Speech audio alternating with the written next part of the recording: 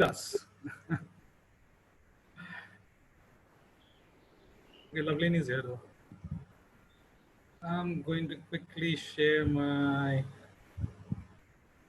PowerPoint now. Share. Yes. All right. Hello and good afternoon, everyone. Uh, we welcome you back to our series on festivals of India. In the second part, of the series, we are featuring the festivals of Hola Mola, Dev Dipavali, and Kullu Dashera. And to speak about this festival, we have with us today Harkirat Aluwalia, owner of Citrus County Farmhouse and Firdaus in Gurdaspur, um, who is going to talk about Hola Mola. We have Navneet Raman, founder of Kirti Gallery and art residency in Banaras. He's going to talk about Dev Dipavali. And we have Ritesh Sood, who is owner of Shivadya, a boutique property, and also the founder of Himalayan Saga, a travel company based in Manali, who's going to talk about Kulu Dashera. Let me jump straight to the webinar. Um, the origin and history of the festival, Hola Mola. Harkirat, the origin and the history of the festival, how did it start and why it is so important for the Sikhs? You know, Hola Mohalla, if you see, it's a very interesting kind of history, and basically, it was started by Guru Gobind Singh Ji, who was our 10th Guru, and he's the one who showed resistance against the Mughals and against the local Rajas as well. And so basically, Guru Gobind Singh Ji stayed for 25 years at Anandpur Sahib. So in 1699, he established the Khalsa at Gurdwara Kesgarh Sahib, which was the main Killa, which you call a fort also. So in Punjabi, it's called the Killa, where he established the Khalsa. So the Khalsa, which was established, was a very it was a warrior race, where he wanted to create a warrior race which could fight the Mughals, especially Aurangzeb. So, so if you see, they were called the Nihangs. So they have a very prominent blue color turban, which is the sign of fighting the oppression, and they were also easily visible with white beards and with your beautiful turbans. So 1699 is where this was established, the Khalsa. And the significance of Hola Mohalla is basically, that is the time when they used to, exhibit their martial arts, to the training which was given to them. So this was basically also to show and demonstrate the power they had, So during the holy time, something to do with the moon, the setting, and after Holi. And that is how, it was showed that we are very strong, and this aggression, we can take all kinds of aggression. So that is how Hola Mohalla came into existence. And also the color they used to put, just to give confidence to them that this is what, our warriors are all about. It's a warrior race. So that is how this all started. And, that is why the martial arts is when they end the Hola Mohalla with, and, it has a very good significance. So if you see, they also do the Gatka. Gatka is also a kind of a way of self-protection. So basically, that's the training which. So basically, Harkirat, Hola Mohalla is about, number one, reaffirming your faith in the Khalsa, and also a show of strength Yes. that we are ready to take on the oppressor. Yes. And Right. and there was this the if you see they were attacked also in Anandpur Sahib, and the Mughals, the Aurangzeb's army had to run away from there because they were really, the Sikh warriors gave them a reply which, they could just never anticipate. And that is how every year during holy times was shown, okay, don't come near us, otherwise you will always get the same kind of reply from us. Right. So thank you, Akira. Thank you so much. Now let's go to Dev Deepavali, the origin and the history of the festival. Navneet, the tradition of celebrating Dev Deepavali in Banaras with such fanfare is a fairly new one, if I'm not wrong. What is the context of this festival and how did it evolve to this grand spectacle where millions of oil lamps are lit on the ghats of Banaras and it's celebrated?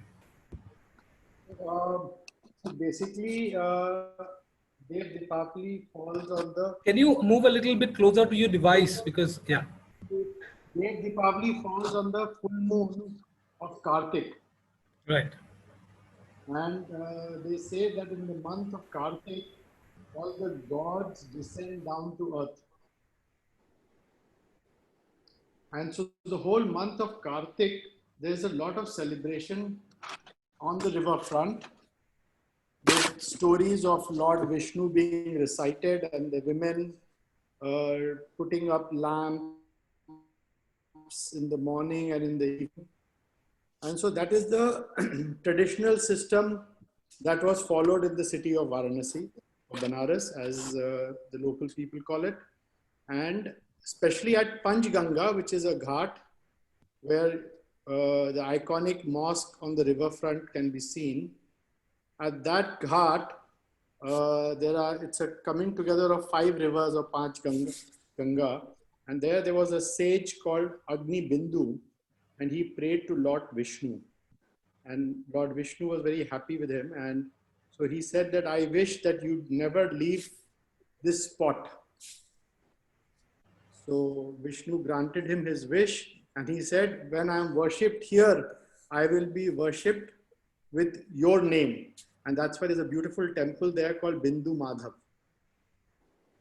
And at the base of where the mosque exists right now, that is where the temple of Bindu Madhav existed, which was a big temple. And the whole month of Kartik, because it's all to do with stories of Vishnu, there was a lot of celebration there.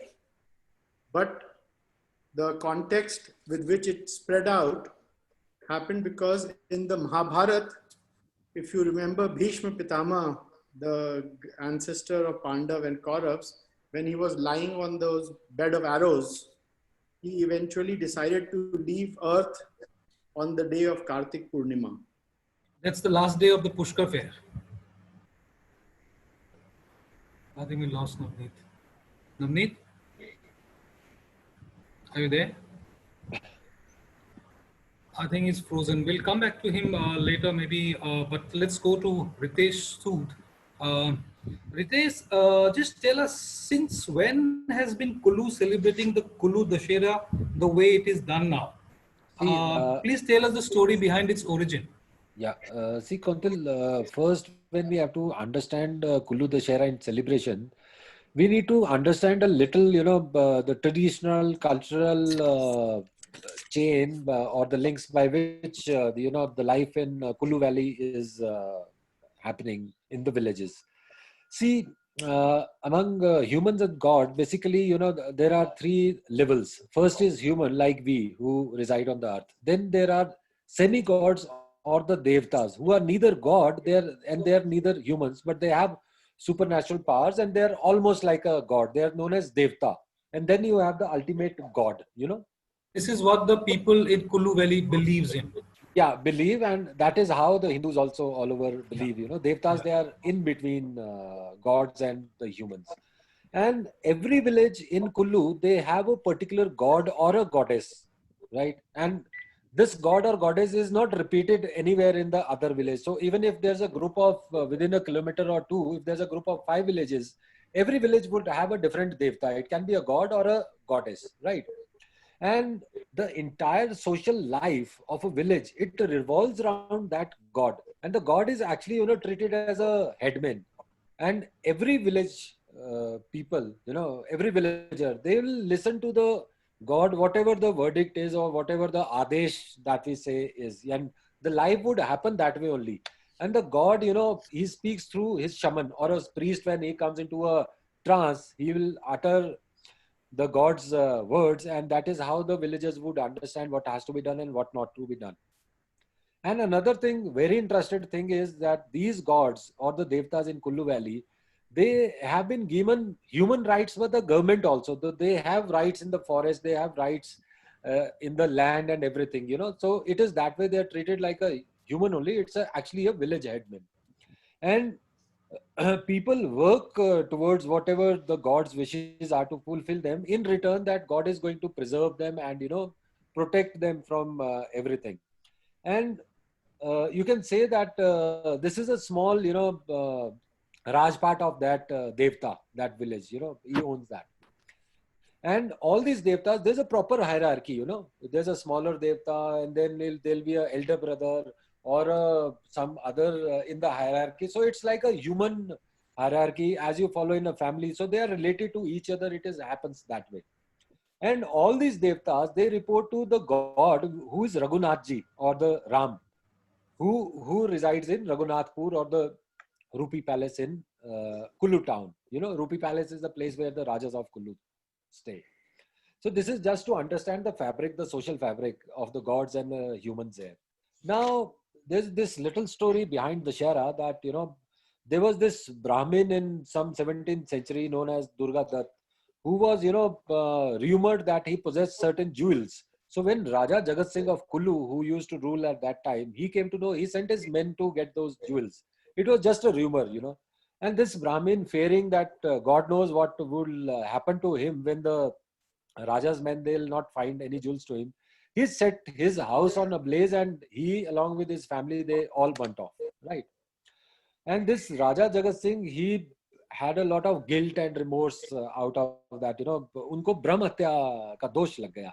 And one of the saints in this valley, he told that, to get out of this sin is that you need to get Raghunathji from Ayodhya.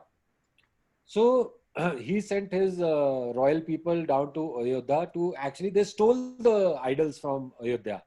And these are very thumb-sized idols, which is believed when Ashwamedh Yag happened, no? So the idols were placed during the Ashwamedh Yag because Sita ji wasn't with Ram. So these thumb-sized idols were placed, and he, these people from Kullu, they stole off those images and idols, and they brought them to Kullu. And when Raghunathji, who's considered, the lord of all three worlds that are, because he is actually a Narayan, right? So Narayan Bhagwan jab Kullu mein pahunche, so the Raja, he put him, Raja Ramchandra ji, on a throne and started ruling on the state as his, servant. Right. And so all these gods and goddesses, they report to Raghunathji, right? And for a week in a year, which is Dashera, they all assemble in Kullu Dashera grounds, where all the gods and goddesses from all over the valley, they assemble there to pay respect and, to give an annual report to Raghunathji. That is how it is considered. And I like the way you say it, annual report to Raghunathji. You are in a corporate world, so you are going to understand it that way.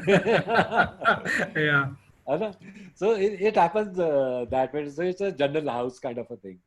And on the Dashera, another thing very interesting is like, Dashera is also Vijayadashmi, which rest of the India considers that this is the day when Ramchandra ji, he won over Lanka and killed Ravan also. But here we believe that on the Vijayadashmi, there are, the 10 Navratra, right? For 9 days, Ramchandra ji, he sat on a penance for doing a tapasya.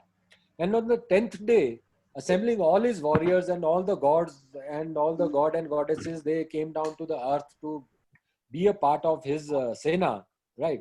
And it was on Vijayadashmi that the battle cry started, and they started their march towards Lanka.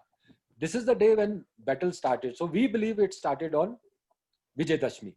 So in Raghunath temple, before this Rath Yatra happens, all the priests and Mata Hidimba also, who's considered a form of Kali, she comes and all the Shastra puja etc. is done, and with a long procession, Raghunath ji along with Lakshman, Sita, and all the gods, they go to the Dashera grounds. There is this one Rath which is very colorfully. Yeah, Ritesh, we have a section where we are going to discuss about how the Kulu Dashera is celebrated. But coming back to Navneet, we lost him for a bit. Navneet, you were talking about how this festival kind of morphed into something grand spectacle after his humble traditional beginnings. Yeah. So the tradition was celebrated for centuries in its humble way. But in 1999, after we had the Kargil war, so there was this person called Satyendra Mishra or Munmun Maharaj from Dashashwamedh who does the big Aarti at Dashashwamedh. He started the Ganga Seva Smriti. So he contacted the 39 GTC and the Indian Army. And he said that there is an old tradition where on that day we celebrate and send our wishes to the martyrs. And Dev Deepavali or Kartik Purnima in 1999 got the patronage of the Indian Army, Indian Air Force, and the Indian Navy. And with that was the first year when the helicopters came in. They showered the whole riverfront with flower petals. The Army had a huge presence, and the Air Force and the Navy. And then it just took off from there. And every year it just started becoming bigger and bigger and bigger. And all the ghats now, the whole 6.2 kilometer stretch is completely lit with oil lamps. Yeah, it's quite interesting how a traditional, very traditional, humble kind of a celebration now is a very grand spectacle. We're going to talk more about on this particular line, but okay, let's start with the second section of our webinar today: the uniqueness and celebratory style. Let me go back to Hakirat. Hakirat, how is the Hola Mohalla celebrated? Give us an idea of the sights, smells, and the sounds at Anandpur Sahib during the Hola Mohalla festival. See, the whole festival is basically celebrated for about a week. So, see, what happens is there are so many historical gurdwaras around Anandpur Sahib. So basically, it starts from these gurdwaras, where they have langars for people, and the color and food and music and kirtan shabads go on, and then slowly they start moving towards Anandpur Sahib. And basically it's almost a week-long festival. So the last 3 days are celebrated at Anandpur Sahib. So what happens is there are these Nihang sects all over Punjab. It's about 7 to 8 of these very important, significant sects. So they all also they basically they are the ones who control the whole event. Where they demonstrate their weaponry and their skills, their martial arts. So each and every of these Nihang sects, they are allocated a specific area where they set up their tents, their elephants, their horses, and you'll be surprised.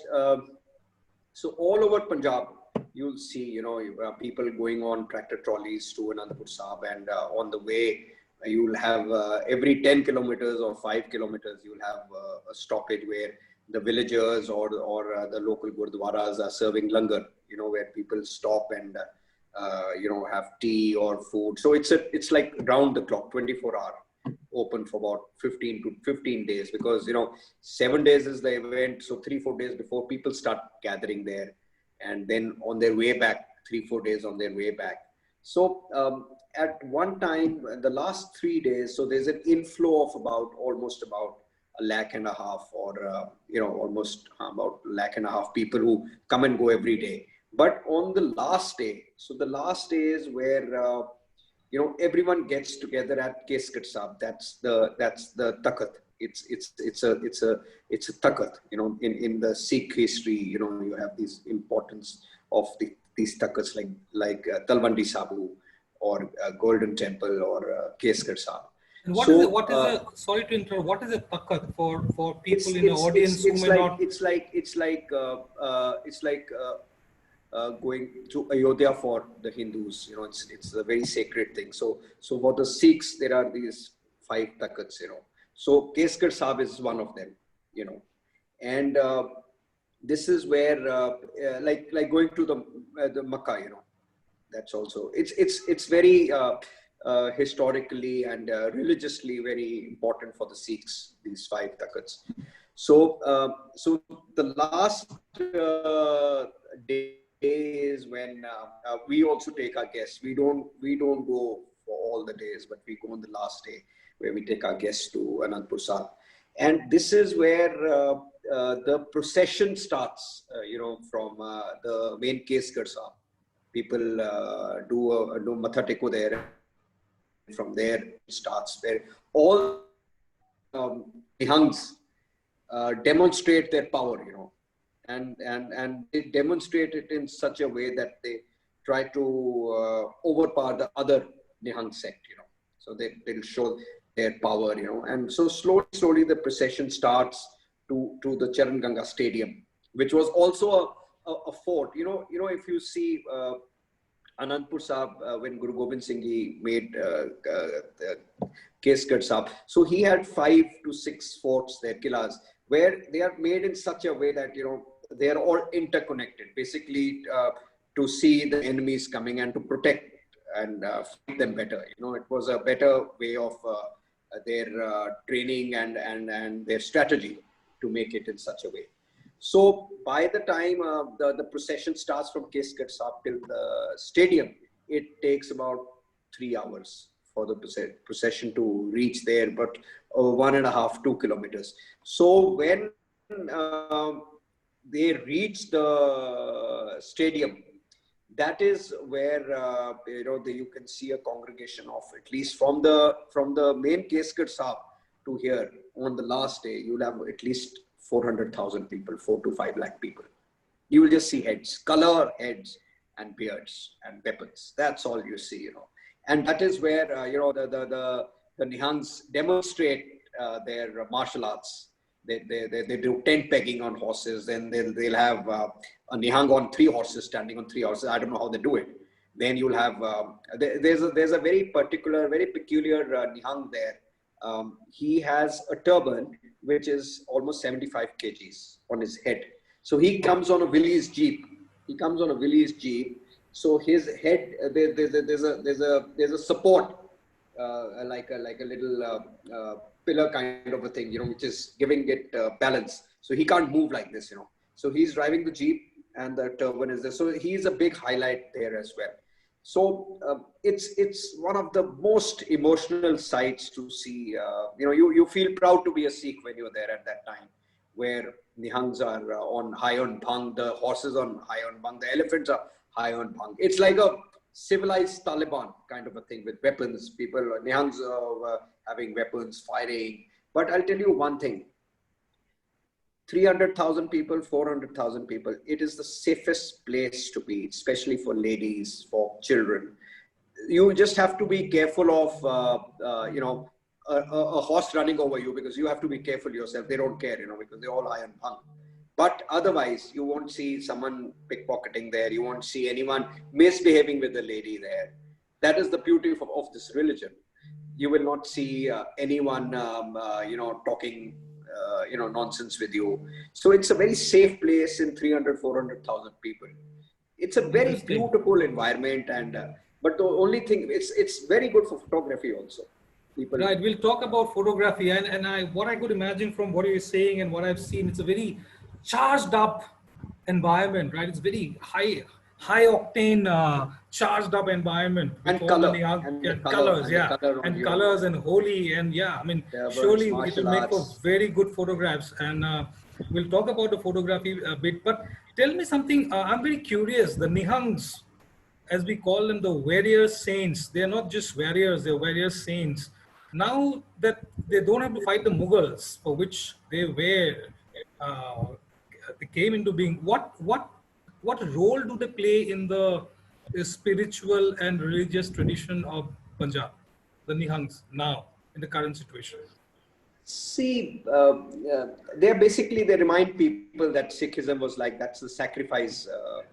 When you see a Nihang, you're always reminded of the sacrifices, what the Sikh religion gave, what Guru Gobind Singh Ji gave, you know. So that is one. Secondly, also about a disciplined life, how they lead a disciplined life, how they are the true Sikh warriors. They've dedicated their life to Sikhism, and also, you know, the commitment to take this religion forward. They're very simple people, and you know, they don't have many ambitions in life. So for them, the horses, the elephants, the Gurdwara Sahib, the langar, this is what matters to them. They are very simple Sikhs, and it's just basically a reminder that this is what the sacrifices which we gave, and people should know about it. So Right? that Are is they what- are the Nihangs allowed to marry and have a normal Yes, life? of course, Yeah, of okay, course, because I of saw course, a little of kid in the course. video. You must have seen the little Yes, kid of trying to, course, yeah. of course, Okay, of right, course. You'll right. be surprised. You know, there's if you go to Hola Mola, you'll see a lot of foreigners who've been converted into Sikhs.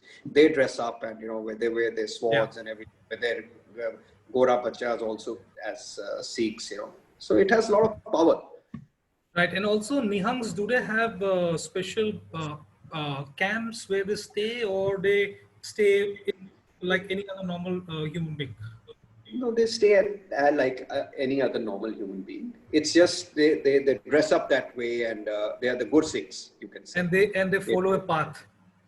See, when the Khalsa was established, so they had this was the dress which Guru Gobind Singh Ji, Guru Sahib gave them. So they want to wear that and, you know, remind people. So that's all. They have all the kakas, the 5 kakas, they say, you know, the Yeah. kada, the kangi, the kachera, you know. So they like to do that. It's a respect to our Guru Sahib. Right. So, coming back to Navneet with the question, what are some of the unique traditions of Dev Deepavali? So, I mean, I would say that something that you can experience from the old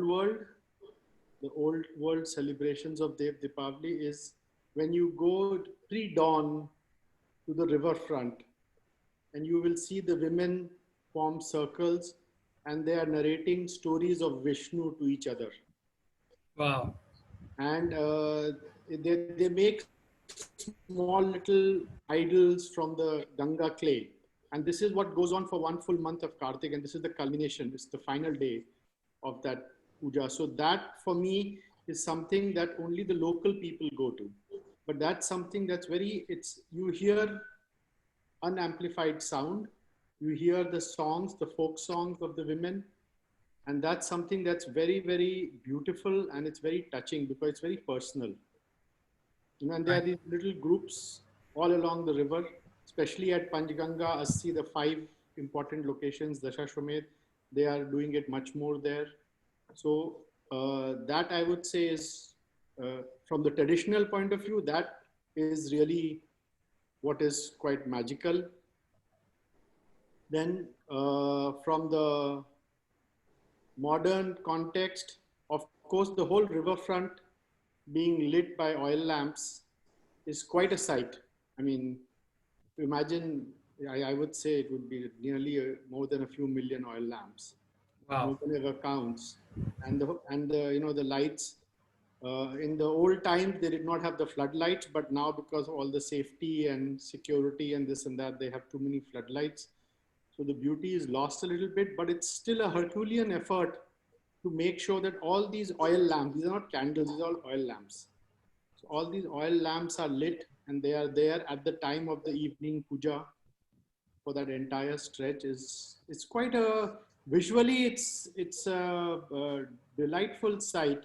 And what they are trying to do is recreate heaven. So the stars that are in the sky, they are trying to recreate those stars on earth, because all the gods have descended on the earth, and that's the last day. It's like a farewell party, and then the gods will go back to the heaven. So they are trying to recreate all the stars and the glitter of the sky on earth. So that's really quite magical, the Right. effort that goes in. Navneet, you talked about groups of women talking, narrating stories of Ram to each other, Vishnu to each other, sorry, and Yeah. making clay idols from the Ganga, from the mud of the Ganga. Does it happen every day for the entire month of Kartik, which is November, or is there a particular day? Yeah. So the whole month of Kartik, this happens. That will be October, November, right? Yeah. Kartik. So the first, the moon before, it will start full moon, and it will go on till Kartik Purnima. And every day it's a new scene. Ah, okay. Starts with Krishna's birth, and then goes on to the whole life of Krishna and So Vishnu. every day a new story is being narrated, right? Yes. Okay. And then one day before Kartik Purnima, which is very quite special, it's called Anant Chaturdashi. Vaikunt Chaturdashi. And that's the 14th day before the full moon. And they say that's the day Shiva goes to Vishnu's abode and Vishnu goes to Shiva's abode. They interchange. Right. So in Banaras, all the offerings that are done for Shiva are offered to Vishnu, and all the offerings that are offered to Vishnu are offered to Shiva. So it would be lovely to go on a morning walk in the ghats and see all these women narrating Yes. story and This just happens observe, at right? about 3:34. It starts. It's pre-dawn, and Yeah. with the rising of the sun, the ceremony gets over. Right. So okay, so you need to reach there before the sunrise, right, to see all this. Right. So Thank for you that so one much. month, it's a very unique thing where, whether it's domestic tourists or international tourists, they will get a real feel of the traditions and cultures. Right. And I would definitely call it the uniqueness. And especially if they are there on the 14th day, just before the full moon, to see when things like Bel Patra are offered, Shrikhand is offered to Shiva, and Bhang, and these things are offered to Vishnu. Interesting. Very, very interesting. Ritesh, let me come to you. I mean, tell us how Kullu Dashera is celebrated. You told us that yes, it's all the gods and of the villages come for the annual report to Sri Raghunath ji. So how is it celebrated? Yeah, I'll tell you.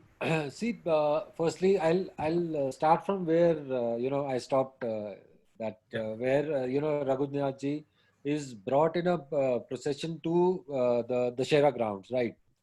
And he's made to sit on a rath, and the rath is surrounded by all the devtas, the gods and goddesses, according to their hierarchy in front of Raghunath ji. Okay, so you just can't randomly put someone in front of Raghunath ji. There is a hierarchy, right? There's a strict hierarchy, and a devta can kill the other devta if his position is taken. So it is that fierce, And there's this one rivalry between one of the devta who's a Nag and the other devta who's Shringa Rishi, who was the guru of Ramchandra ji. And this Nag, because Lakshman is considered the incarnation of Nag, right? So there is this huge rivalry between these two devtas, that who's going to take the right position of Raghunath ji. Every year. And you wouldn't believe that the district magistrate, he bars these two devtas to be there, because they can fight among themselves along with their followers. So it is that fierce, this hierarchy. Right. So then all the devtas are standing there in this huge ground, and the entire crowd is there. There are drums blowing everywhere, trumpets, and I don't know, it's a wonderful sight. And all these gods, they are swaying from left to right. Some are jumping with joy.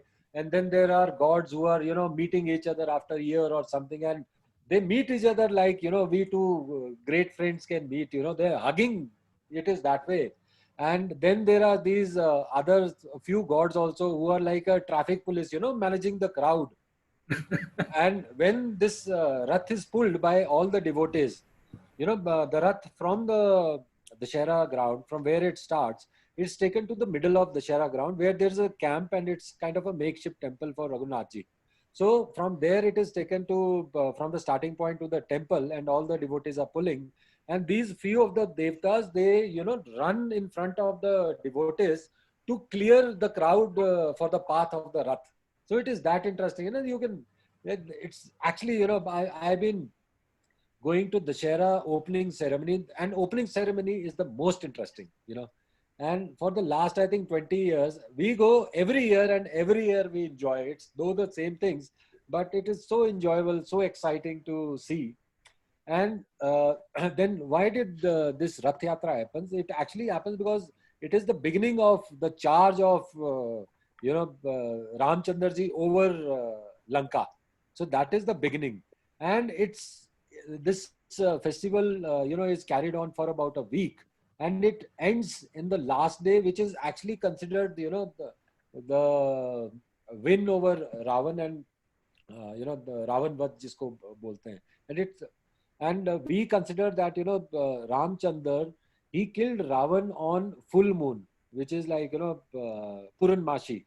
So on the night when Puranmashi happens, this actually the festival ends. Earlier, it used to be at times 8 days, at times 6 days, depending on when the Puranmashi is happening. But then it was decided that let's fix it for 7 days only. So it ends on the 7th day. So all these, gods, goddesses, they have their own little camps spread all over the Kullu, the Shera grounds, and all the devotees, the villagers, they come there, they stay there for a 7 day, and all these 7 days, each devta is meeting each other, they are, visiting friends and relatives kind of a scene. And all the villagers also mixing with each other. There are songs, dances happening all over. And basically there are like a lot of shops also which used to happen. And this was kind of a, one of the last festivals that's happening in the Kullu Valley, because then it is also the onset of winter. So it was a kind of a trade show where, traders from all over used to come and exchange and sell their arts, crafts, and local produce, etc. And all the locals of Kullu Valley, they used to buy their entire winter stock from here, stock themselves up to fight. How beautiful, Ritesh. I mean, it's religion, spirituality, trade, commerce, everything coming together, in one space. Beautiful. And they like, for like people of Kullu, it is kind of a like, a Makkah, that you need to visit Kullu Dashera at least, 2-3 times in those 7 days, because you also tend to meet a lot of friends, relatives there. So it's that kind of a very, a culmination of entire culture and heritage on the Kullu grounds. And another very interesting thing about it is on the second last day of Kullu Dashera, the Raja of Kullu, he also has a camp in near to the temple of Raghunathji. And he's a representative of Raghunathji who can find solutions. And so he is actually the person to whom all the devtas on the second last day, they come one by one to pay respect to the Raja, because he's a representative of Raghunathji, and give, offer him his support, and also discuss if there is any problems or if any devta has some suggestion to be made. So it happens that way also on the second last day. So even that second last day is like very interesting to see how devtas are coming. They're visiting on different camps. So that way, it's a big culmination of culture and heritage of entire Kullu Valley. How interesting! All kind of colors there. How interesting! Is there an element of sadness when everybody goes back to the village, in Durga Puja? No. Kuntil, this is actually a festival of happiness, right? Right. Happiness because we celebrate Dashera because Ramchandraji, he won over Ravan. Right. So it is, the win of good over evil. Right. So it's a celebration time. So after 7 days, when everybody is departing, it is like with that, the feeling of win. You won over something. Right. So it happens that way. Right. No, it's. I asked you because in Calcutta, last day of this is Durga Ashtami. People Okay. are actually crying when Ma Durga leaves. Uh, so yeah, it's a very interesting to know. And sorry to interrupt you. Yeah, I'll also add one more yeah, thing. When on the last day, all these devtas, they are departing to their villages, which can be, 100, 150 kilometers away also. So they keep on setting camps in between also. And they are mostly, these devtas, they like to be carried on foot back to their, they don't, a lot of them, they object on getting into the vehicle, right? right. And all the devotees all over, on the path, they keep on sitting, they invite the devta to their house for another kind of a celebration. So it's a non-stop party even going back, huh? Yeah, it is that way. Because after that, everybody goes into the hibernation. Even the devta goes into hibernation, villagers also into hibernation. Interesting way you put it. Yeah. Uh, Personal experiences when it comes to Dev Deepavali. Let me come. I would like to start with Navneet, then go to Ritesh, and finally Ankirat. Over to you, Navneet. Your fond memories of Dev Deepavali in Banaras. Uh, you see, one more important aspect of the Dev Deepavali is that there is what is called a 5-day music festival at the Rajendra Prasad Ghat. Right. And some of India's top musicians come and perform. So I would say my personal fondest memories would go back 20, 22 years when I think 1999 onwards. I mean, I go once in a while, but really it would go back to those times when you had the great Bismillah Khan Saab's perform music and you sitting on the banks of river Ganga could hear, Wow. Bismillah Khan Saab's music or Amjad Ali Ji's music, all these great ustads performing, over 5 nights. And in those days, it used to be more or less for 4 or 5 hours in the night. And now that the government has taken over the management, it's become 5 artists in 3 hours. So the artist really doesn't get, but in those days, you would have Rashid Khan Saab come and sing for 2 hours. And then to have that whole ghats lit up by the diyas and just Rashid Khan Saab singing and the full moon, you couldn't ask for better magic. So this the classical music concert on the ghats with all the oil lamps lit. That those are those were very special fond memories for you. How it's like really sounds really magical. Ritesh, your fond memories of Kullu Dashera, interesting stories.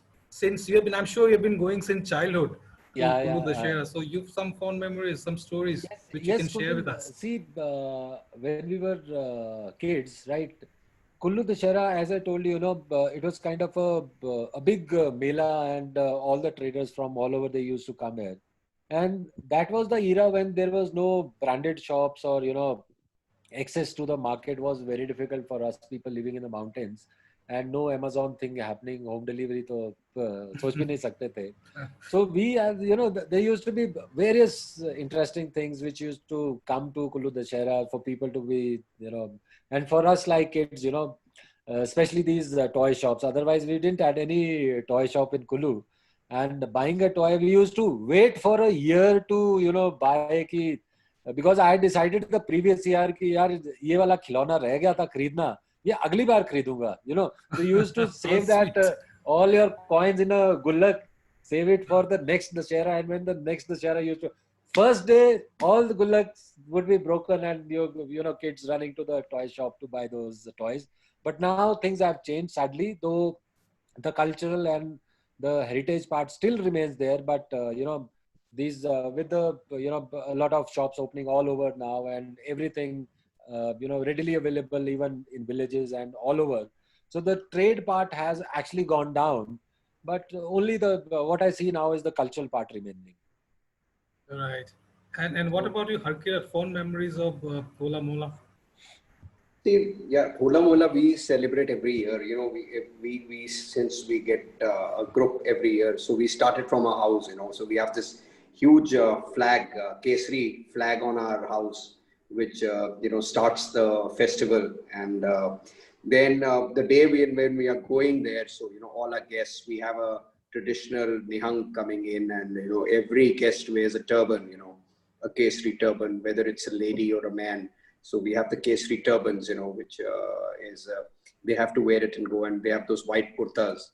And so the journey is as interesting as when we reach Anandpur Sahib, because we stop at one or two langars where it's so overwhelming, where people are all the devotees are serving you tea, or they're insisting that you eat something, and it takes a half an hour traffic jam. So by the time we reach Anandpur Sahib, it takes us about 3.5 hours to reach. And when suddenly it's like when you reach there and you open the curtain and you see a picture, it's like hundreds of thousands of people there, and it's very overwhelming.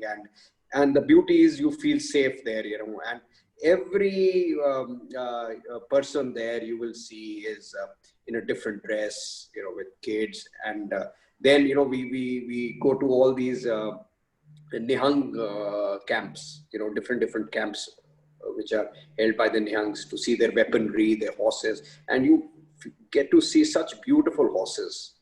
They are so beautiful, and they are all high on bhang.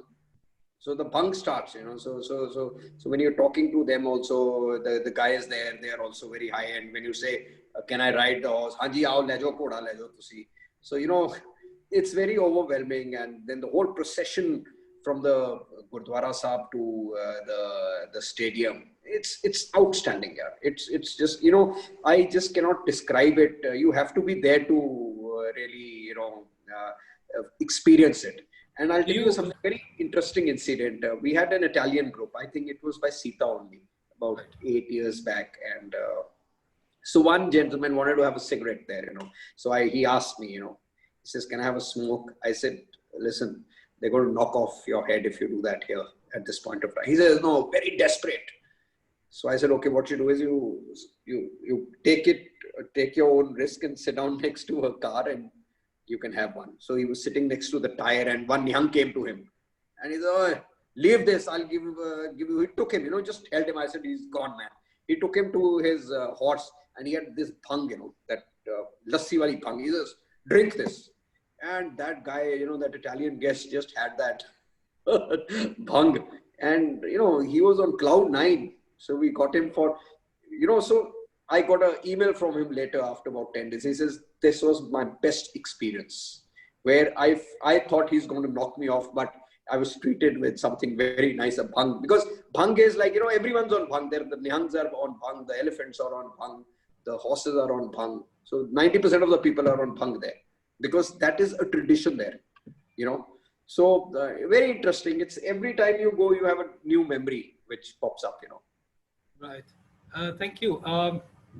Of course, food and festivals go hand in hand. Harkirat, again, I would like to continue with you. I mean, Hola Mohalla is perhaps the biggest community food festival in India. As devotees kind of head towards Anandpur Sahib, langars are organized for them throughout the way. You have spoken about it. For example, I have just read that the 80-kilometer stretch of between Phagwara to Anandpur Sahib, there are 200 small and big langars serving free food to people. Please tell us more about the concept of langars, which is community kitchen in the Sikh religion, and its message of inclusiveness. I mean, it's mind-boggling that the langar at the Golden Temple in Amritsar feeds about 100,000 people every day free. You see, Sikhism is a beautiful religion. They believe that no one should go back home hungry. So that is the whole idea. So if you see Anandpur Sahib, people are driving from 150 kilometers to 200 kilometers on tractor trolleys, and they're 60, 70 in one trolley. So basically it is that, they would obviously be hungry on their way. So this is basically to make sure that anyone going into Anandpur Sahib or coming out of Anandpur Sahib doesn't go without food. And, there are langars. So it's a vegetarian langar. So we get very nice kheer, which is the rice pudding. Then we get gud wale chawl, which is the rice the rice in jaggery, you know. Then there is dal, lentil. Then there is aloo gobi. That is, these are the dishes of langar, you know. Then matar paneer, and then Wow. then they have the prasad. Then they have the prasad also, and there'll be at every langar you will see there will be holy book, and you know there'll be shabads and kirtan going on, and a part going on. So it's a very touching moment also, and it's very clean. You know, the food, you will never get stale food there, because so much of consumption, so many people. So you know, if you take Golden Temple, you know, there is this. If you must have been there, they have this roti making machine there. So it makes almost about 1,500 chapatis in a minute or something like that. So it's like tuck, tuck, tuck, tuck, tuck, tuck, tuck, you know, and it Right. is so clean. So Yeah, that is the whole beauty of coming back to these langars, which you find on the way, on the highway, serving all these people going towards Anandpur Sahib. Uh, where do they get all this food stuff? Is it on donation? Do they kind of contribute? Because it goes on for 24 hours. I mean, the amount of ingredients required must be humongous. Yes, it's voluntary. Villagers get it. Villagers get the rations. So there are these committees which are made. You know, like 5 villages will make one committee that, okay, we will have a langar here. So all of them will get together and get rations. You know, because all the farmers have wheat and all stock, so they'll put bags of wheat there. You know, it's like very liberally people come and donate. Then the SGPC, which is the governing body of the Sikhs, they also manage it. You know, they sponsor it, they give money, and it's basically a public effort. Yeah, it's basically organized by the people, so people get everything, and they're the ones who serve also, 24 and hours. they are the ones who do the cleaning also of the place and the plates and everything. So it's a beautiful system, you know, where you will see a big tawa where 4 or 5 village ladies would be cooking the langar fulkas. They like the Romali rotis, the big ones. So they'll make 1 into 3, you know, 3 pieces of the one big one. And then there'll be people serving with the baltis, dal, the gobi. So they'll go one by one. So everyone sits across each other, and so it's nice. Yeah. Ritesh and Navneet, tell us about the food which is cooked and served during Dev Deepavali and Kulu Dashera. First, I would like to go to Ritesh and then come to Navneet. Yeah. Kuntal, see, our Kulu Valley, one sad point that I really, I'm really sad about is that our valley is not known for cuisine, right? It's like, the culture and the people, they're still more tribal kind, and Yeah. there isn't cuisine in the culture, but the only thing that they are happy eating is, rajma, rice, and maybe mutton with that.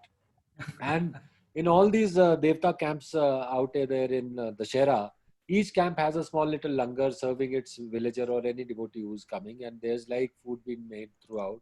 But there isn't any special dishes that are rolled out, And you'll always get roti, chapati, maybe mutton in few camps where the Devta or the Devi allows, non-vegetarian meals, and rajma and maha ki dal.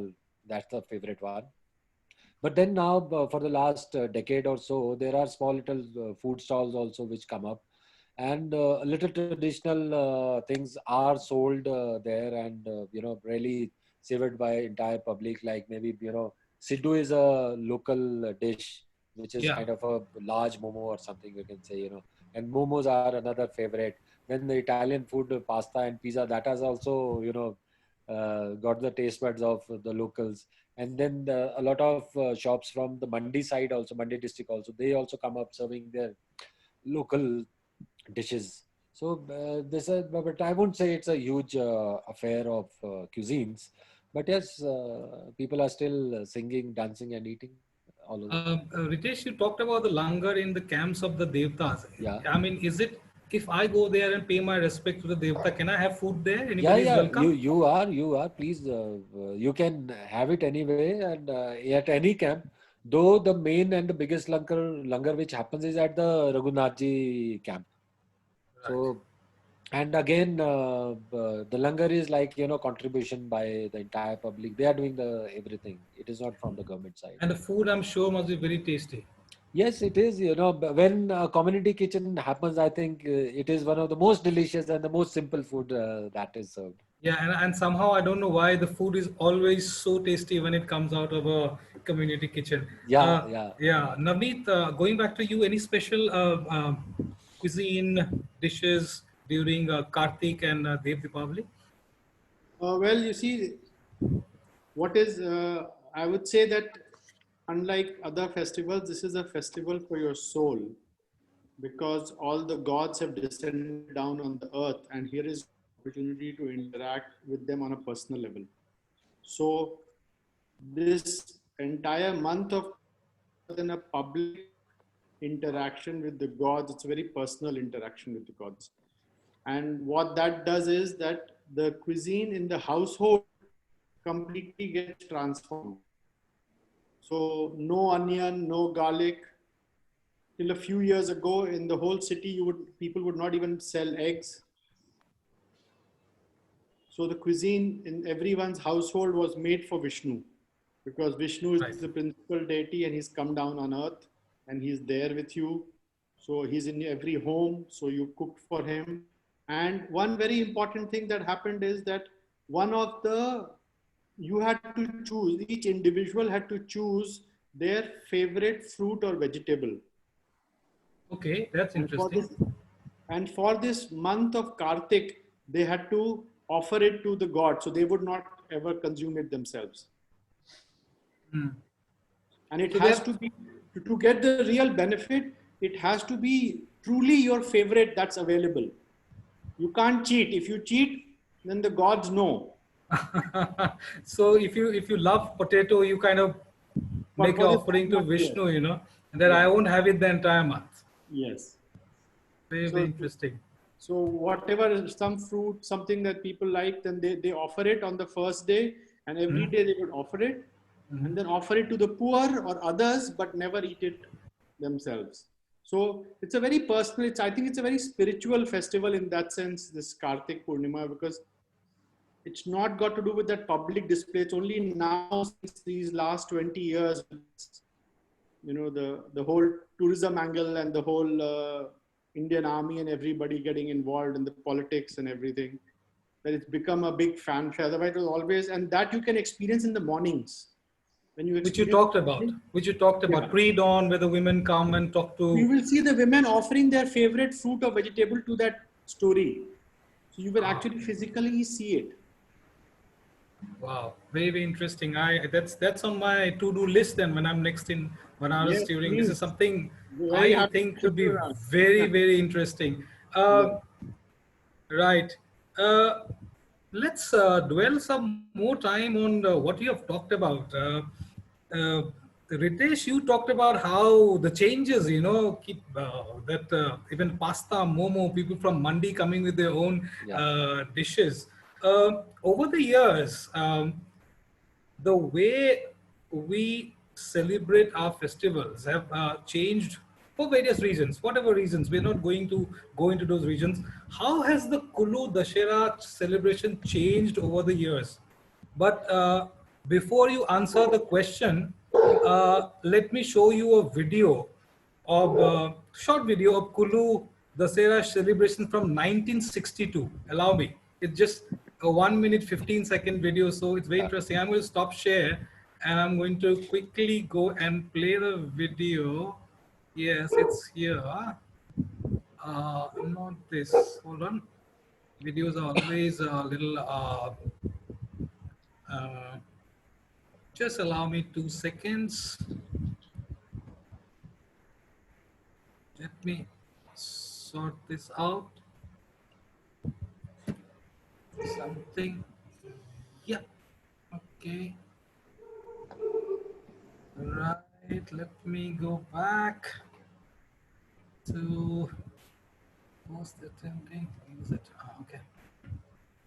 Shuffling between videos. This is a little problematic when it comes to Zoom. Oh God, it's disappeared again. But I have to show you this. It's very interesting. Uh, This is just allow me 1 minute. I want to play this video. Yeah, there you go.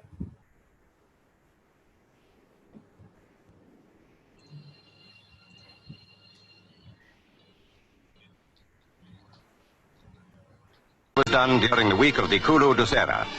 All the people of this valley of the gods devoted themselves to the annual observance required by their religion at this time of the year, Can you see it? the parading of the 300 gods, one from every village of the Kulu.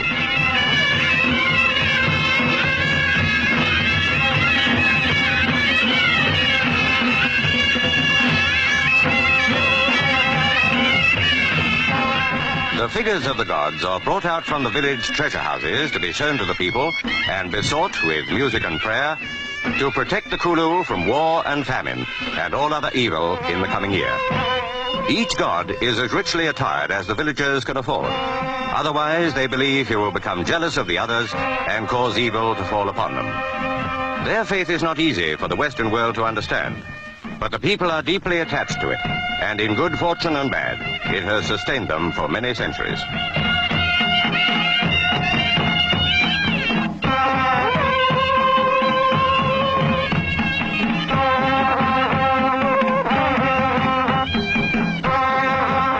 To the Lord Raghunath, the chief god of the valley, all others in the festival pay homage.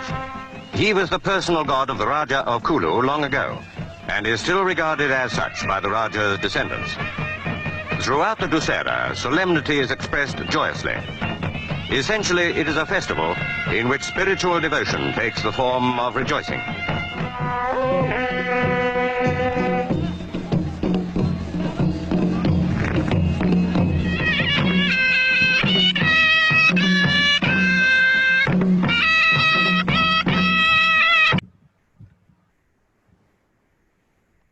Yeah, Kundal. Yeah. So my question to you, this video I found in the morning, so I thought let me just play it. This is from It's a very interesting 1962. video. Yeah, I mean, so how has the celebration changed over the years? I mean, you must have seen it from since a kid. See, Kuntil, as I told you before also, culturally and heritage-wise, it hasn't changed much. You know, it is almost the same what you saw here. You will see a modern version of it. The only thing is people, here you see a lot of traditional dresses. Now people have got over to wearing jeans and, jackets also. Otherwise, it's almost the same. Culturally, it is the same only. And in grandeur, it has increased a little, in fact, here you had seen, even the images of the gods, the ruts of the gods, they were made of silver or at times maybe of nickel or something, But now it is, all the villagers, they're pulling in, they've got into this competition like whose god looks more grand than the other, Right. Yeah, so I think it has got a little better. The song, drama, and all these music happening all over, and these sounds, the local sounds of drums and trumpets that you're seeing, it is there. It is there. It hasn't changed much. It hasn't changed much. Only I told you only the commerce part of it has changed. Yeah, I mean, there are no golaks being broken and waiting for your favorite toy to arrive after 1 year. So more or less, it has remained unchanged. Yeah. One thing which is very interesting, I mean, which I want to talk with you. In recent times, at the Kulu Dussehra, the folk tradition of Kullu Nati is being used to spread awareness about social issues, particularly women empowerment. I read that in 2015, the Mega Kulu Nati saw 13,000 women performing, and it was a Guinness Book of World Record. And that year, that year in 2015, when it went and made it to the Guinness Book of World Records, the theme was Beti Hai Anmol, meaning daughters are precious. In 2018, 3,500 women participated in a Mega Nati, and the theme was Nari Garima, dignity of women. And in last year, 4,000 women participated, and the theme was cleanliness, hygiene, and nutrition. Please tell us more about Kulu Nati and how, because a lot of audience may not be familiar about it, and how it is spreading that awareness about social issues and women empowerment. during Kulu See, Dashera? Kundil, the thing is, firstly, here in Kulu Valley, as I told you, that, every village has its own god and goddess, right? Right. And it is just not the male god, but the female god is also given equal importance. So there are villages where, the female god is the head of the village.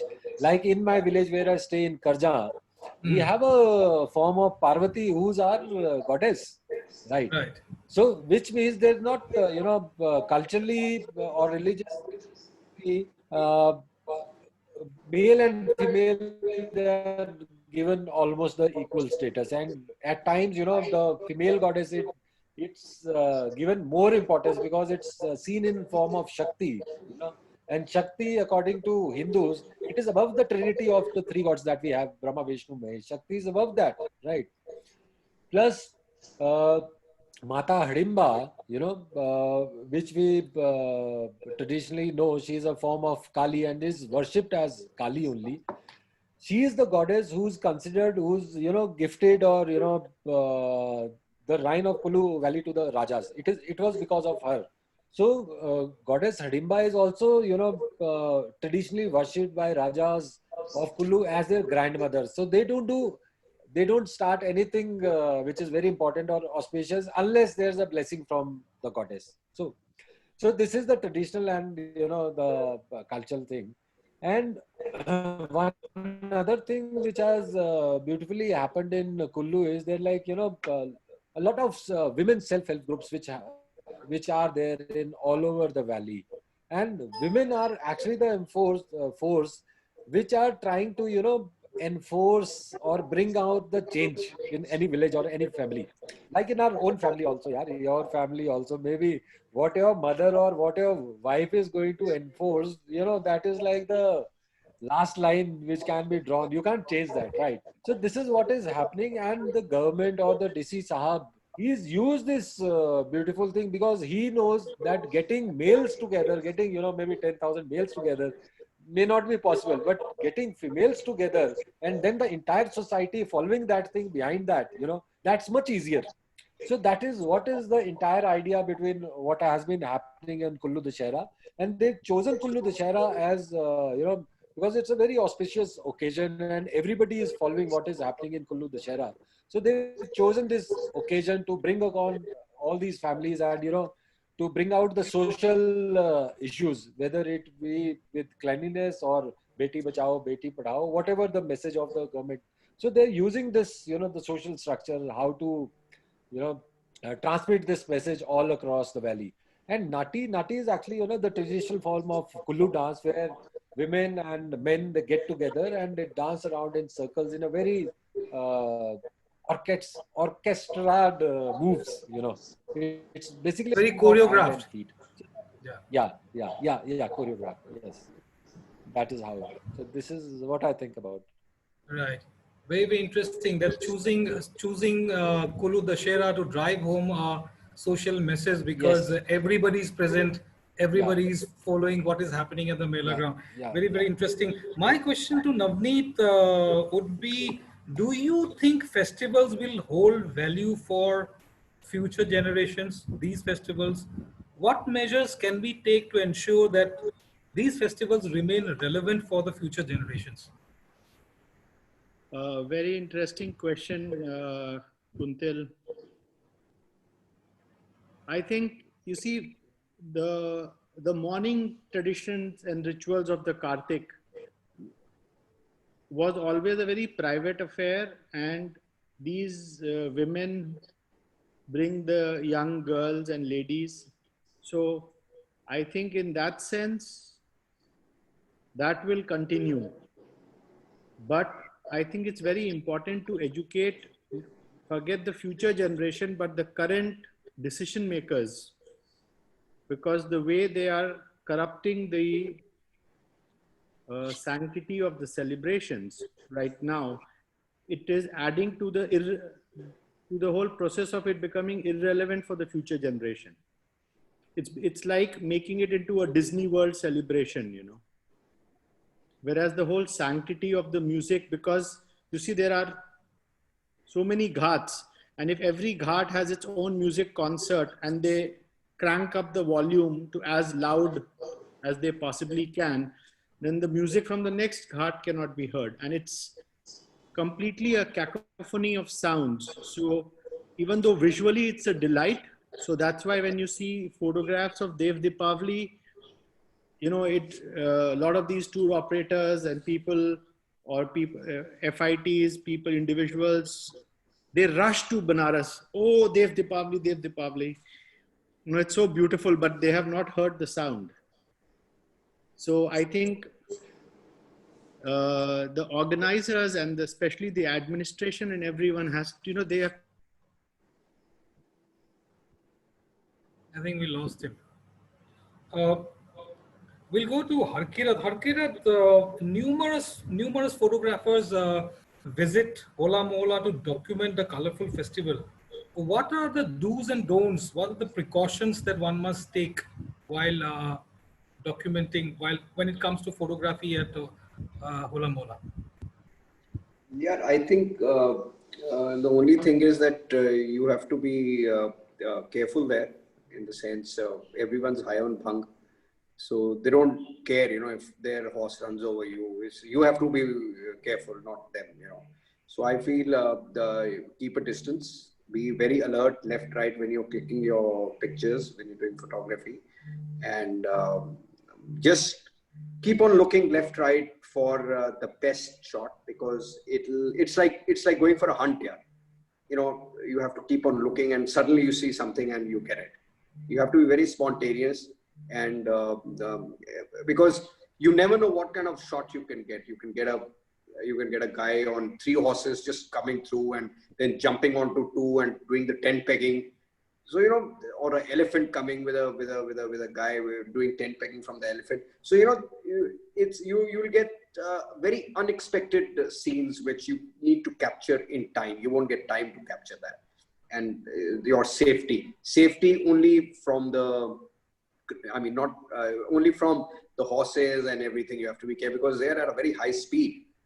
And what about the places. Nihangs? What about the Nihangs? Are they welcoming when it comes to photographing them? They are very welcoming. Yeah. They're very well. I mean, very welcoming, and they'll be very courteous. That's not a problem there. The only thing is you've got to be careful of the horses, and that's it. Because they're at a very high speed when they're doing tent pegging, you know. And you will get the most amazing shots in Hola Mohalla because of the color. The element of color is so beautiful there, you know. Right. One more question. What do you feel about the commercialization of these festivals? The positives as well as the negatives. I would like to start with Ritesh, go to Harkirat, and then continue then to Navneet. Ritesh first. What do you think about the commercialization of this festival, both the positives and the negatives? Kuntal, I think commercialization would happen eventually. You know, there are people who are wanting to visit all these tribal festivals or, you know, any kind of festival. They want to know what is happening and what is not. Things would, there's always a commercial advantage to that. So people are earning all over. That is okay. But the only negative which I feel is,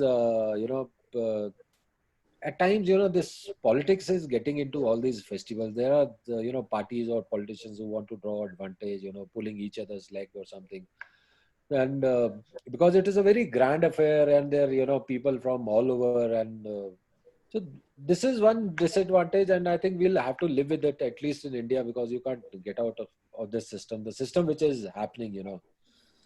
So I think this is the only disadvantage. And the other thing is also, you know, all these festivals, I think we as a generation or as a society, I personally believe that, you know, it'll be very tough carrying on these traditions for very long, because as, you know, our younger generation, they are getting educated, they are getting more westernized, I don't know, or they're not, you know, they don't have that kind of feeling towards the tradition. So I think all these traditions, they might die a natural death with time. So how this system has to be kept alive, that is one big idea which government needs to think of, or as a society we need to think of. So, Ankita? otherwise, I don't feel there's too many negatives about it. See, I think, as far as Hola Mohalla is concerned, it's a very popular kind of a festival because it's where everyone is willing to go there. You know, there is less commercialization because it's a very personal effort.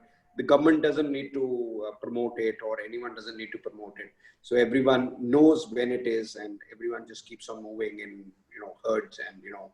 So as far as you know, commercialization little bit will happen. You know, I mean, there are hotels which have come up, so people come out with different things. You know, but now they first the stadium used to be, everyone used to be sitting on the pavement, or you know, they had you know, people could just sit down on the ground. But now they made a huge stadium there. You know, it's, I mean, I feel the charm is going, because the way people used to sit before was much more traditional, and you know, it went with the whole festival. Now it's like watching a cricket match. You know, you have seats there, and you know, so I think that old charm is going, but it's very popular. It's very popular, and I don't see much of commercialization happening vis-a-vis government trying to do it, or we have some promoters who are trying to promote it. Nothing like that. It's a willing effort by all Punjabis to go there, and from all over the world. So it's the same. Right. Now we come to the most important part of this presentation: setting clients' expectations right for each festival. We'll start with Navneet, Dev Deepavali, then go to Ritesh for the Kullu Dashera, and then finally Harkirat for the Hola Mohalla. Over to you, Navneet. What are the kind of, how do we set clients' expectations right for Dev Deepavali? I think personally there are a couple of planning issues that have to be done before setting the client's expectations. So, which means that you have to be on the river, on the boat at about 4 in the evening. There'll be very little toilet facilities. There are some now public toilets built on the ghats, and there are a couple of hotels, but the celebration gets completed at about 8 o'clock in the evening. Right. So 4 to 8, you are on the boat.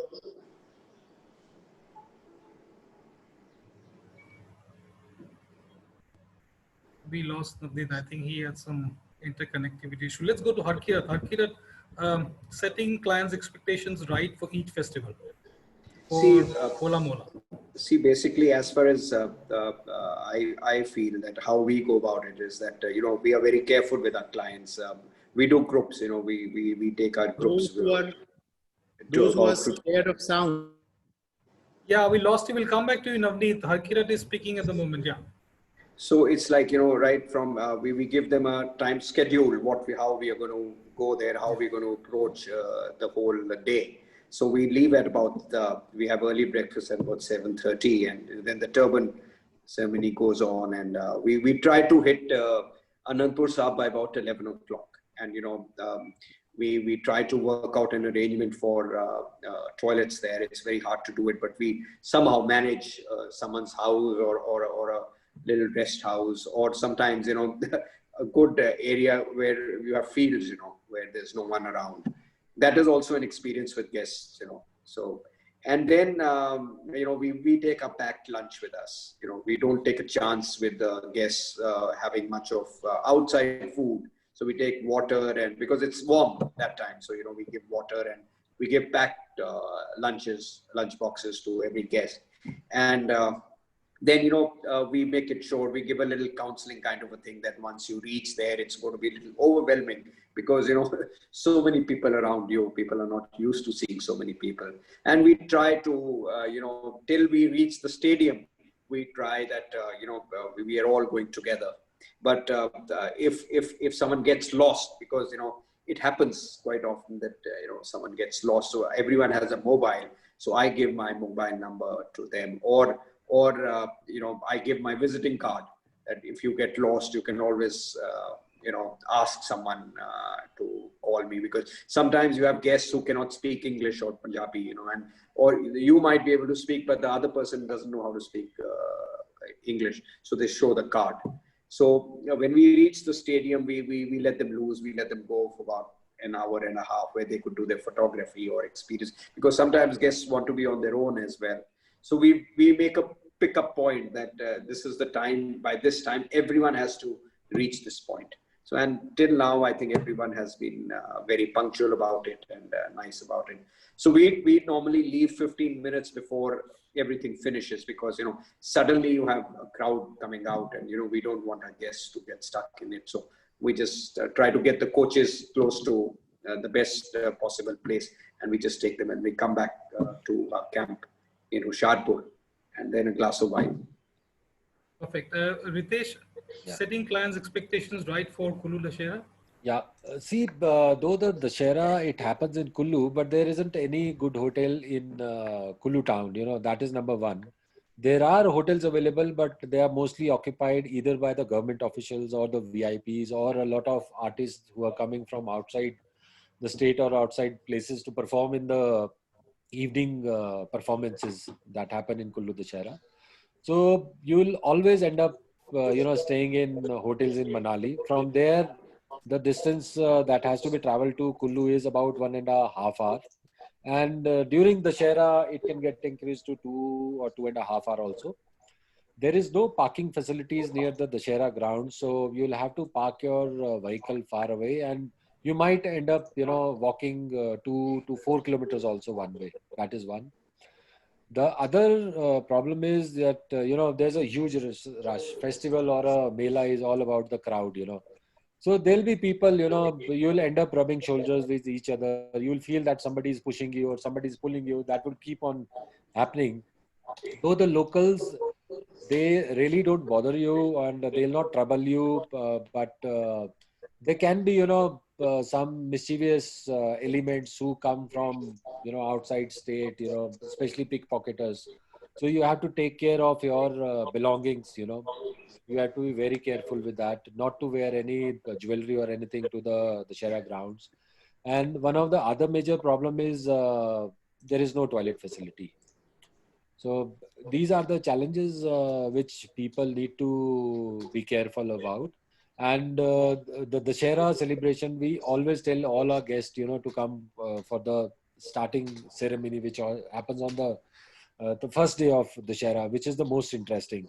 So it starts with sunset, but to get the best position, there are no special arrangements that can be made, not a chair or any. You'll have to be part of the crowd and stand in the crowd, and to get the, to the most convenient, the front locations from where you will be able to see a lot of things. You'll have to reach the Shera ground by around 2, right? Though the celebration would start at around 4, but then those 2 hours you'll spend seeing a lot of other things also happening. So it's a huge, big experience, a wonderful, beautiful experience. But, with the crowd, that is the only part which you need to take care of. The toilet, the walking part, and to, be very careful about your belongings. Right. Thank you for this. I think we will now throw the floor open to questions and answers. Thank you so much, everyone. I think we lost Navneet because he was struggling with internet, so I think we lost him. Anyway, let's take questions now. Thank you so much for this lovely insight, sharing your knowledge with us. We are now ready to take questions. Um, okay, we already have about 4 questions already. Aman Sherawat is asking, when any of the festivals in the destination become popular, there are many domestic and international travelers travel to these places.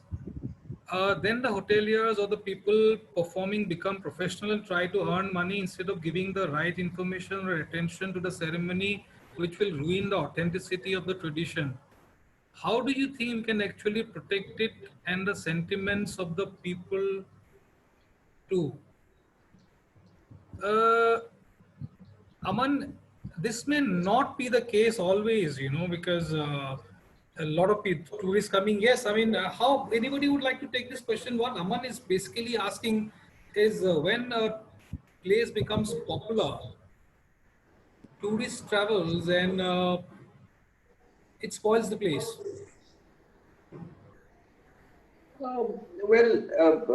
As far as Hola Mohalla's Anandpur Sahib is concerned, this kind of rush is only seen during Hola Mohalla, and then it becomes pretty quiet, and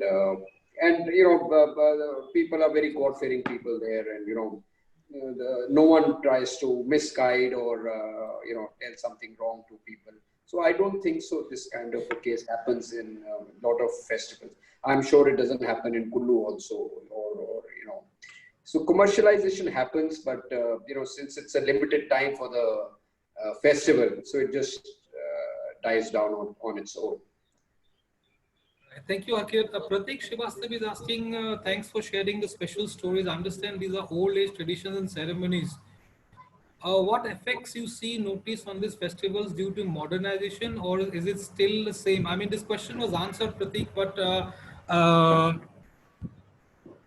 this question is already answered and attended to, Pratik, that we talked about how festivals have changed and what are the things that remains right now. There's a question for Harkirat. Harkiratji, during Hola Mohalla, is it possible to interact with any intellectual Nihang? And apart from Hola Mohalla, there is possibility to witness their different spectacular activities whilst tourists are in Punjab. If yes, in which city? He's talking specifically about Nihangs. See, as far as the Nihangs are concerned, on Hola Mohalla after Bhang, all of them are intellectuals, But you have historians, you have Nihangs who can explain the whole Sikh history in a very emotional manner. I'll tell you, it happened with us. We had a group, we had a drive-through group from Pune. So I had organized a Gatka and a Nihang who would explain them the whole history of Guru Gobind Singh Ji and his Sahibzadas who were martyred. So when that Nihang was explaining the whole history, he could not hold, he broke down. So, and all the people who were listening to him also broke down. So it's a very emotional kind of history which we have at Anandpur Sahib and Guru Gobind Singh Ji's history. Very interesting also, but very overwhelming, and we feel proud to be part of that culture also. So you will get a lot of people who would explain and tell you very nicely about. So there are these very good guides who you can hire and take you for a nice. So in Anandpur Sahib you also have the Virasat-e-Khalsa, which is a Sikh museum, which is also called another Ajuba, and that has been designed by an Israeli architect. Where the whole Sikh history is depicted, and it's an audio show, which the voices of Kabir Bedi. So he takes you all around and shows you with visuals the whole history. It's very nice. So I think probably you should go there, and I'm sure you'll get a good guy to guide you and tell you about history. That's the way to see these places, where history is told to you, because you don't know much of it. Right. Manish Gandhi is asking that in Hola Mohalla particularly, horses are forced to perform a kind of dance to the tunes of music. Don't you think this is animal cruelty? No, they are not forced. They are not forced or anything. They are trained. They're not forced. And they are trained in a very gentle way. And see, horses being the companion of the Nihangs for the Sikh army, and they are treated well. You should go to the Gurdwaras and the stables. You should go to the stables in the Gurdwaras and see how the Nihangs have named the horses, and how they give them prasad every morning, and how they give them a bath and clean them. It's very the bonding between the Nihang and the horse goes back 500 years. So I don't think so you can be cruel to an animal which has a bonding, because the horse is very it's very significant in the Sikh history, because Guru Gobind Singh Ji. So a horse will never be treated, an animal will never be treated in a very bad way because of that also. Thank you, Harkirat. Two more questions, both for Ritesh.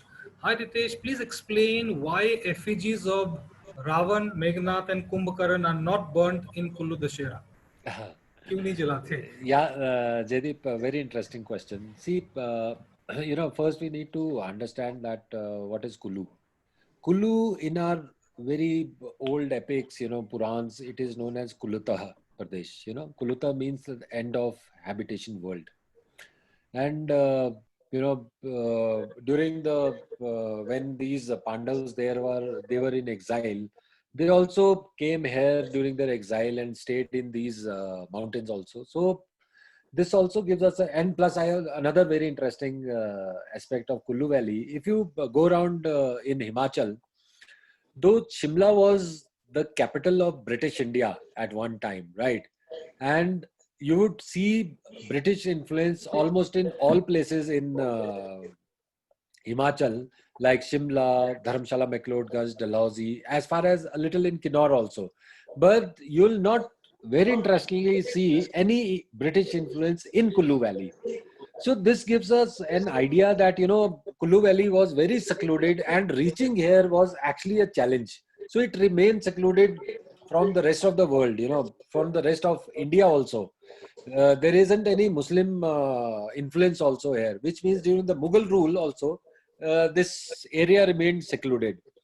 So whatever happens in rest of India, it is not happening here in Kullu Valley. So this is one of the reasons why effigies of Ravan and Meghnad are not burnt here. The other thing is also when the Shera ends at every place in India, it actually begins in Kullu, right?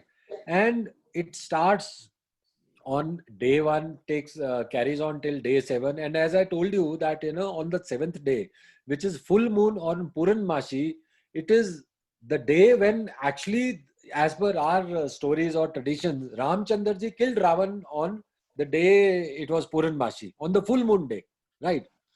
And on the, as a symbol of win of Ramchandraji over Ravan, animal sacrifice happens on the last day.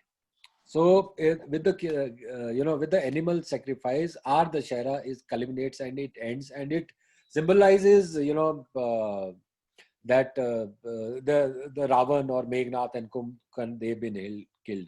Now the other question which you're going to ask is about the animal sacrifice or the cruelty towards the animal. It has now been banned by the High Court, and it's not happening anywhere. If it is happening, it is not in front of the public, and actually nobody knows if it happens or it is not happening.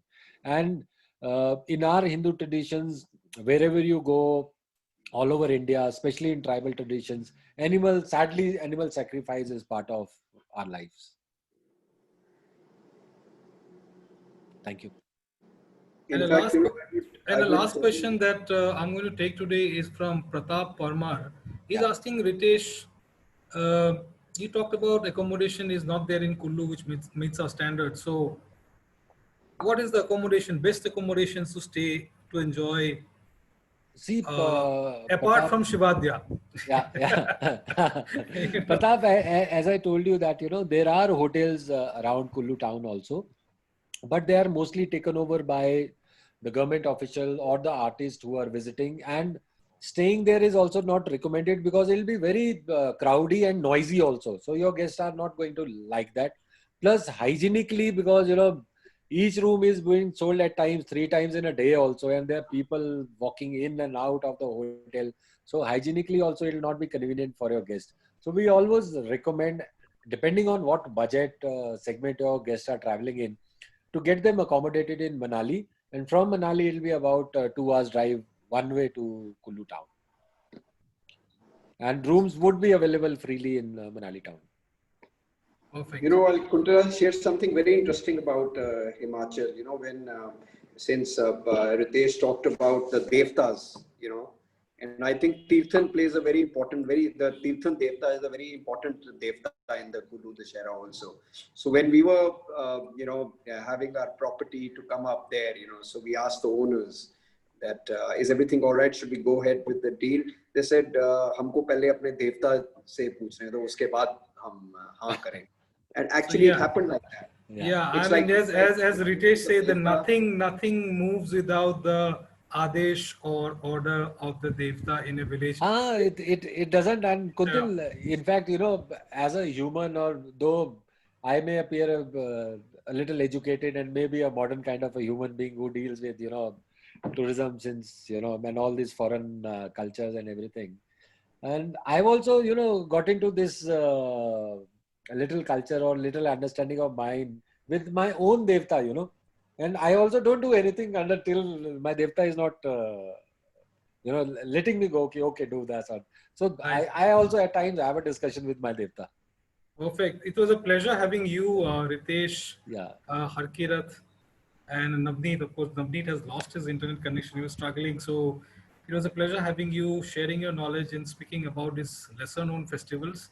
Thank you so much. And thank you so much for people logging in and patiently listening to our panelists and to this conversation. Thank you so much. Please fill in the poll before leaving. Indrajit, can we have the poll?